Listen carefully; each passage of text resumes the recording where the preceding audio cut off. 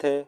तो आज हम बात करेंगे कि जो बच्चे कक्षा 8 में इस साल अध्ययनतर हैं उनको 60,000 रुपया कैसे मिलेगा और ये कैसे मिलता है। ये एक स्कॉलरशिप होता है जो कि बच्चे को प्रदान किया जाता है।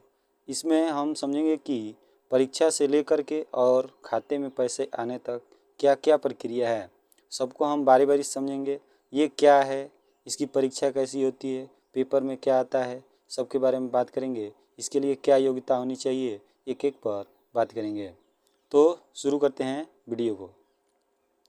तो इसमें अगर देखा जाए तो हम निम्नलिखित टॉपिक पर बात करेंगे। जैसे अगर पहला टॉपिक देखा जाए तो एनएमएमएस स्कॉलरशिप क्या होती है, इस पर बात करेंगे। सबसे पहले इसको समझेंगे कि ये है क्या।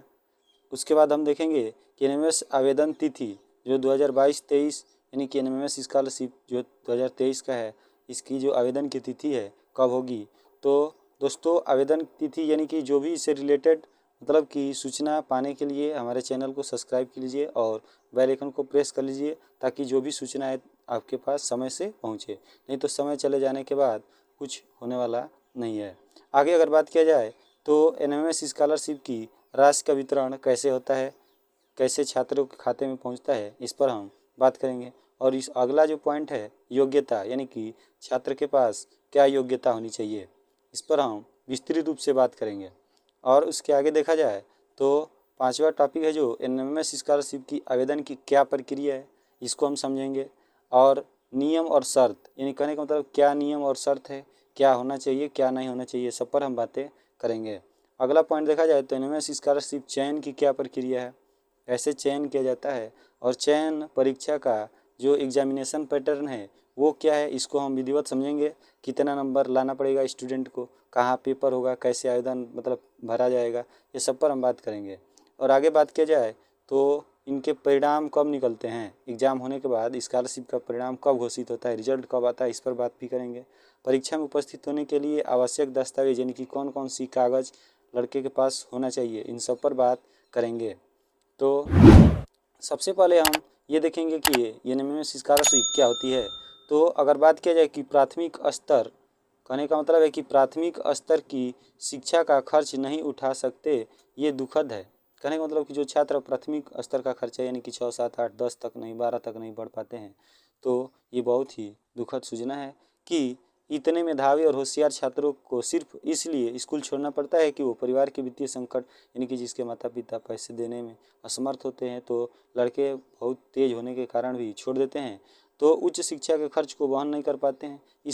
इसका संज्ञान लेते हुए भारत सरकार ने प्रतिभाशाली छात्रों के लिए एनएमएमएस स्कॉलरशिप की शुरुआत की है।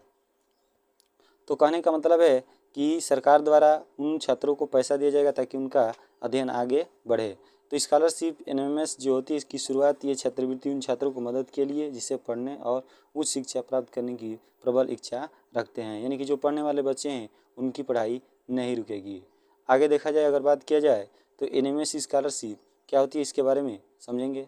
तो मानव संसाधन विकास मंत्रालय HRD के अंतर्गत स्कूली शिक्षा और साक्षरता विभाग द्वारा सन 2008 में national means cum merit scholarship के केंद्र स्तर पर शुरुआत की गई थी, यानी कि ये केंद्र सरकार बच्चों को स्कॉलरशिप प्रदान करती है।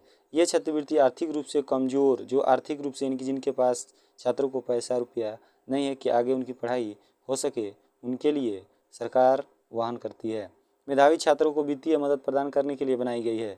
सालाना 12,000 रुपये की राशि प्रदान की जाती है और इस छात्रवृत्ति का उद्देश्य गरीब बच्चों को माध्यमिक शिक्षा यानी कि कक्षा 9 से 12 तक की पढ़ाई प्रोत्साहित करना है। तो इसमें हम समझेंगे कि 12 साल 9 में, जब 9 में एडमिशन होगा तो 12,000 रुपये आएगा, फिर उसके बाद 10 में होगा तो 12,000, फिर 11 में 12,000 और 12 में 12,000। ये पैसा अब इस साल हो सकता है कि बढ़ के 15,000 भी हो सकता है, यानी कि 15 चौका 60,000 रुपया मिलने वाला है। तो ये 60,000 रुपया कहाँ से मिलेगा, कैसे मिलेगा, इस पर बात हम करेंगे। तो समझते हैं कि एनएमएमएस स्कॉलरशिप 2023 की जो तिथि है क्या है, यानी कि फार्म कब आएगा, कब भरा जाएगा। तो जो अनुमानित तिथि है 2023 की, एप्लीकेशन फार्म आने की जो 30 सितंबर से अक्टूबर में हो सकता है कि फार्म भरना शुरू हो जाए। तो इसके लिए जो भी डॉक्यूमेंट लगेगा आप अब से ही बनवा के तैयार रहिए। जो कोई भी दिक्कत होता है तो कमेंट में ज़रूर कीजिए। अगर कुछ भी दिक्कत होता है इससे रिलेटेड तो कमेंट जरूर कीजिए। कहने का मेरा मतलब है कि एप्लीकेशन फॉर्म भरने की अंतिम तिथि जो है 15 नवंबर हो सकती है। 15 नवंबर तक अंतिम तिथि हो सकती है, तो अंतिम तिथि से पहले कागज़ अवश्य बनवा लीजिए अगर आपके छात्र या आप खुद ही कक्षा 8 में इस साल अध्ययनरत हैं। करें कि आवेदन दोषपूर्ण सत्यापन अंतिम तिथि जो सितंबर 2023 और करे आगे अगर बात किया जाए तो सत्यापन करें संस्था सत्यापन की अंतिम तिथि अक्टूबर 2023 और एडमिट कार्ड जारी होने की तारीख जो है परीक्षा की तारीख से एक सप्ताह पहले एडमिट कार्ड आ जाता है और पेपर के लिए जो एडमिट कार्ड आता है एक सप्ताह पहले जाता है। परीक्षा तिथि कुल राज्यों के लिए भिन्न भिन्न हो सकती है। नवंबर से दिसंबर 2023 तक पेपर लगभग सबका हो जाता है। और अगर बात किया जाए तो इनका जो रिजल्ट घोषित होता है जनवरी से अप्रैल के बीच में क्या हो जाता है, घोषित हो जाता है 2023 के बीच में। और आगे अगर बात किया जाए कि एनएमएस स्कॉलरशिप राशि का विवरण क्या है, मतलब कैसे होता है, इस पर हम बात करेंगे। स्कॉलरशिप का विवरण देखेंगे तो नेशनल मेरिट कम स्कॉलरशिप को भारत केंद्र सरकार द्वारा प्रायोजित किया जाता है। हमने आगे ही बता दिया है ये किसके द्वारा प्रायोजित किया जाता है, भारत सरकार द्वारा, केंद्र सरकार के द्वारा। कहने का मतलब है कि इनमें कक्षा 9 से 12 तक के करीब 1 लाख मेधावी छात्रों की छात्रवृत्ति दी जाती है जिसकी अवधि 4 वर्ष से अधिक नहीं होती है। हर छात्र प्रतिवर्ष 12,000 रुपये प्राप्त करता है। हर साल 12,000 रुपया उनको मिलेगा। तो इसके लिए सबसे पहले ये हम समझेंगे कि योग्यता कहाँ होनी चाहिए। तो एनएमएस स्कॉलरशिप प्राप्त करने के लिए छात्र को कुछ आवश्यक शर्त को मानना होता है, अनिवार्य है। हर बच्चे को नीचे दी गई मांग को पूरा करना आवश्यक है। तो क्या क्या मांगे हैं इसको हम देखते हैं। तो सबसे पहला अगर बात किया जाए तो वो है कि कक्षा 8 में कम से कम 55% अंक प्राप्त करना और 9वीं कक्षा में आने में सक्षम हो। तो कहने का मतलब कि कक्षा 8 में लगभग सभी बच्चे पास ही हो जाते हैं। अगर अनुसूचित जाति या जनजाति की देखा जाए तो 5% का छूट भी रहता है, यानी कि 50% मार्क लेके आ जाएंगे 8 में तो उनको पैसा मिलने वाला है। आवेदक सरकारी क्रय की सरकारी सहायता प्राप्त या स्थानीय निकाय स्कूल का नियमित छात्र हो। कहने का मतलब वो लड़का सरकारी यानी कि सहायता प्राप्त स्कूल यानी कि स्थानीय निकाय में पढ़ा होना चाहिए। कहने का मतलब है कि छात्र के परिवार की सामूहिक आय सालाना 1.5 लाख से अधिक नहीं होनी चाहिए। अगर जो उनकी आय बनता है, आय सर्टिफिकेट बनता है, वो 1.5 लाख से अधिक नहीं होना चाहिए। और आगे बात किया जाए कि एनएमएस स्कॉलरशिप की चयन की क्या प्रक्रिया है, यानी कि कैसे चयन किया जाता है छात्रों को। तो इनके लिए एक पेपर कराया जाता है जिनका पेपर लगभग हो सकता है जिले पर सबको मतलब इनका पेपर होता है। छात्रवृत्ति परीक्षा में बैठने के लिए कक्षा 7 में न्यूनतम 55% जो कि सभी बच्चे आराम से पा लेते हैं प्रतिशत अंक प्राप्त पास हो। अनुसूचित जाति या जनजाति के लिए 5% का इसमें भी छूट रहता है। करें कि हर राज्य केंद्र शासित प्रदेश को छात्रवृत्ति देने के लिए खुद परीक्षा का आयोजन कराया जाता है। राज्य स्तरीय परीक्षा में निम्नलिखित टेस्ट शामिल है। अब इसके बाद हम देखेंगे कि ये तो बात हो गई कि कैसे मतलब कि फार्म आवेदन करने के लिए 7 में 55% या SC ST हैं तो उनको 5% का छूट यानी 50%, ये सब स्कूल से लगभग इनको मिल ही जाएगा, तो इसमें कोई दिक्कत होने वाली बात नहीं है। अब रह गई बात कि उनको पेपर जो कराया जाएगा जो कि जिले पर एक टेस्ट होगा, उस टेस्ट में क्या पूछा जाएगा। तो पहले इसमें 2 भाग होता है, पेपर का 2 भाग होता है जो कि इसमें विज्ञान, गणित और सामाजिक विज्ञान कक्षा 7 और 8 में जो पढ़ाया जाता है उसी में से आता है। तो ये 90 क्वेश्चन होते हैं इसमें और ये 90 नंबर के होते हैं। और आगे देखा जाए तो दूसरा जो भाग होता है मेंटल एप्टीट्यूड टेस्ट यानी कि मैट जो होता है छात्रों की क्रिटिकल थिंकिंग यानी कि तर्क क्षमता यानी कि रीजनिंग कह सकते हैं। इसमें क्लासिफिकेशन, न्यूमेरिकल सीरीज ना इस तरह से करे कि आता है उसमें क्वेश्चन। यानी कहने का मतलब है कि इसमें क्वेश्चन हिडन फिगर से संबंधित प्रश्न पूछे जाते हैं। तो रीजनिंग से भी 90 क्वेश्चन और प्लस सेट से भी यानी कि SST है, साइंस है, इससे क्वेश्चन जो कि 7-8 में पढ़े हैं उसी में से क्वेश्चन पूछा जाता है। तो 90-90 और 90-90 180 टोटल 180 क्वेश्चन होता है। 3 घंटे का होता है, 3 घंटे का समय मिलता है। तो इसमें कितने नंबर लाना है इस पर भी बात करेंगे, कितने नंबर लाने पर पास हो जाते हैं बच्चे, सब बात किया जाए इस पर बात करेंगे हम। चयन परीक्षा का एग्जामिनेशन पैटर्न क्या है। तो कहने का मतलब है कि इसमें देखा जाए कि टेस्ट का नाम, प्रश्नों की प्रकृति, सब पर बात करेंगे। टेस्ट का नाम, प्रश्नों की प्रकृति, सर्वाधिक अंक, प्रश्नों की संख्या, अवधि, समय यानी कि कितने मिनट का समय मिलता है। तो अगर बात किया जाए जो मैथ हमने बताया ये कि जो रीजनिंग था वो बहुविकल्पीय प्रश्न रहेगा MCQ, तो 90 क्वेश्चन रहेगा और 90 नंबर का और 90 मिनट का समय मिलेगा। उसी तरह से अगर बात किया जाए तो जो हमने बताया सेट यानी कि इसमें जो साइंस और SST इस तरह का क्वेश्चन इसमें पूछा जाएगा, मैथ का क्वेश्चन पूछा जाएगा, तो ये भी 90 नंबर का और 90 मिनट का समय मिलता है। तो आगे बात किया जाएगा कितने नंबर लाने पर पास होते हैं। एनएमएस स्कॉलरशिप परिणाम की घोषणा, अगला टॉपिक जो है एनएमएस स्कॉल जो है इसका कैसे होता है घोषणा। तो कहने का मतलब है कि किसी भी छात्र को नेशनल मेरिट मेंस स्कॉलरशिप योजना में चयनित होने के लिए शर्तें लागू हो सकती हैं, यानी कि छात्र को मैट तथा सेट दोनों परीक्षा में संयुक्त तौर पर 40 अंक प्राप्त कर सफल होना है। कहने का मतलब है कि दोनों को मिलाकर 40% अंक उनको लाना होगा। अनुसूचित जाति के लिए छात्रों के लिए 32% अंक। अब इसमें बात किया जाए अगर कि 40% कितना होगा तो 180 का अगर 40% देखा जाए तो दोस्तों ये 2 जीरो से 2 जीरो खत्म हो जाएगा और 18 चौक 72 यानी कि 72 नंबर मात्र लाने पर 180 में 72 नंबर बस ले आ देंगे तो बच्चे पास हो जाएंगे। तो दोस्तों आपको समझ में आ गया होगा कि कितने कम नंबर लाना है, इसमें कोई दिक्कत होने वाली बात नहीं है। तो आप निश्चित ही अपने बच्चों को फार्म भरवाइए और ये गारंटी है हमारे एरिए से लगभग 25-30 छात्र हमेशा पास होते हैं। तो आप भी अगर देख रहे हैं वीडियो को तो इसको अपने बच्चों को ज़रूर भरवाइए। अगर कोई दिक्कत होती है तो कमेंट कीजिए, हम आपके साथ हैं। करें कि साथ ही छात्र ने कक्षा 7 की परीक्षा में न्यूनतम 55, तो इसमें तो कोई दिक्कत आपको होने वाली नहीं है। 55% कहने का मेरा मतलब है कि वो तो पा ही जाते हैं।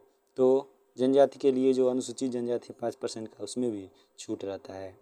अब आगे हम टॉपिक की बात करें तो परीक्षा में उपस्थित होने के लिए आवश्यक क्या दस्तावेज है, ये बहुत इंपॉर्टेंट चीज़ है, क्योंकि आप समझ ही गए हैं कि कितना कम नंबर लाने पर भी लड़के पास हो रहे हैं। तो अगर थोड़े भी आपके बच्चे पढ़ने में ठीक हैं तो आराम से पास कर सकते हैं। तो दस्तावेज की अगर बात करें तो परीक्षा में बैठने के लिए जो फार्म आवेदन होता है तो एडमिट कार्ड निकलता है वो, और सरकारी करे कि सरकार द्वारा जारी किया गया फ़ोटो ID कार्ड या स्कूल ID। तो कहने का मतलब है कि सरकार द्वारा जारी किया गया जैसे आधार कार्ड ले जा सकते हैं या स्कूल द्वारा जो ID कार्ड मिलता है वो भी ले जा सकते हैं। और इसमें एक आधार कार्ड होना चाहिए फार्म अप्लाई करने के लिए। कहने का मतलब है कि इसमें दोस्तों अगर फार्म आवेदन की क्या प्रक्रिया है इसको हम अच्छी तरह से समझेंगे। तो कह रहे कि नेशनल मेरिट कम, जो लड़का पास कर लिया, जो लड़का वहाँ पर पास कर लिया नेशनल मेरिट कम स्कॉलरशिप आवेदन प्रक्रिया को यहाँ से चरणबद्ध तरीके से, लेकिन इस बात को सुनिश्चित कर ले कि अपने ऊपर निर्देश जो दिया गया ध्यान से पढ़ लिए, क्योंकि गलती आपके आवेदन को रद्द कर सकती है। अगर कुछ भी गलती करेंगे तो आवेदन क्या हो जाएगा, रद्द हो जाएगा। कहने का मतलब है कि खुद को न्यू यूजर, कहने का मतलब ये जब लड़के पास कर लेते हैं तब की प्रक्रिया है। और दोस्तों इसमें एक और बात जो है, ऊपर जो डॉक्यूमेंट था आवेदन भरने के लिए उसमें आय जाति तथा निवास प्रमाण पत्र भी लगता है। तो दोस्तों इसको आज से ही बनवा करके रख लीजिए अगर आपके बच्चे पढ़ते हैं कक्षा 8 में। करें कि जो लड़के पास कर लेंगे तो उनको ऑनलाइन किया जाएगा मेरिट कम। उसके बाद जो ज़रूरी जानकारियाँ होंगी आधार कार्ड नंबर, स्कूल नामांकन और निवास और बैंक खाता, करने का मतलब है कि खाता खोला जाएगा। जब पास हो जाएंगे तो खाता खुलवा करके बच्चे का उसमें फार्म भरा जाता है, पंजीकरण किया जाता है NSP पोर्टल पर, और उसके बाद उसको डिस्ट्रिक्ट में ले जाके जमा किया जाता है। तो 9 में जैसे जमा करेंगे तो 12,000 रुपया आएगा, फिर 10 में जैसे जमा करेंगे तो 12, 11 में 12 और 12 में फिर जमा करेंगे तो 12,000, यानी कि 12 यानी कि फ़िलहाल में आ रहा है 15 होने वाला है, तो 15 चौका 60,000 हो सकता है कि एक बच्चे को मिले। इसमें नाम, जन्म तिथि, ईमेल ID, मोबाइल नंबर और पहचान प्रमाण पत्र आदि विवरण सावधानीपूर्वक भरना होता है। तो सभी चीज़ को इसको करके सेव करते हैं। इस तरह से फार्म की प्रक्रिया जो भी है जब आएगा तो हम विधिवत एक फिर से वीडियो बना देंगे तो क्लियर समझ जाएंगे आप कि कैसे फार्म भरा जाता है। कहने का मतलब है कि नियम और शर्त क्या है, कुछ इसको ध्यान से समझ लीजिए कि कुछ नियम और शर्त भी है। नेशनल मेरिट कम्स जो स्कॉलरशिप आवेदन करने से पूर्व आवेदक नीचे जो दिए गए शर्त उसको ध्यान से पढ़ना जरूरी है। तो पहला है कि छात्र किसी भी योजना के तहत केवल एक ही छात्रवृत्ति का आवेदन कर सकता है। कहने का मतलब है कि जो भी अगर मान लीजिए कि जिस स्टेट से होते हैं तो एक स्टेट का भी स्कॉलरशिप मिलता है। जैसे मान लीजिए यूपी से हैं तो यूपी स्कॉलरशिप जैसे 2000 या 3000 खाते में आता है अगर 9 में पढ़ते हैं तो उसको आवेदन नहीं करना पड़ता है। ये जब पास कर लेंगे तो यही 12,000 रुपया आएगा, उसको हम अप्लाई नहीं करेंगे। आवेदन का किसी भी पब्लिक सेक्टर बैंक या कोर बैंकिंग सुविधा वाले शेड्यूल्ड बैंक में खाता होना आवश्यक होता है, क्योंकि SBI में अगर खाता खुलवाएंगे तो और ही बेहतर रहेगा। तो SBI में ही खुलवाइए खाता अपना। अगर बात की जाए कि स्कॉलरशिप जारी करने के लिए आवेदक ने कक्षा 10 में न्यूनतम 60, अगर बात किया जाए तो कम से कम 60%, जो कि अगर थोड़ा सा भी बच्चा पढ़ने वाला है तो 60% आराम से प्राप्त कर सकता है। तो इसमें कोई दिक्कत होने वाली बात नहीं है। तो इस तरह से करके 4 साल में 60,000 मिलने वाला है। वो जो लड़का है, कहने का मतलब है कि वो इंडिया में ही होना चाहिए, किसी दूसरे देश में मतलब अध्यंतर हो तो ये स्कॉलरशिप उनको प्रदान नहीं की जाएगी। तो दोस्तों यही था आज के वीडियो में। हमको अनुमान है कि आप इसको अच्छे तरह से समझ चुके हैं। ये वास्तव में हमारे एरिया से 30 से 40 बच्चे हमेशा पास होते हैं और उनको पैसा भी मिलता है। तो आप भी वीडियो को देख रहे हैं, अच्छे लगे तो अधिक से अधिक लोगों को शेयर कीजिए और हमारे चैनल को सब्सक्राइब कीजिए, ताकि कोई भी सूचना है तो आपके पास जल्दी से जल्दी पहुँचे और समय से फार्म अप्लाई हो सके।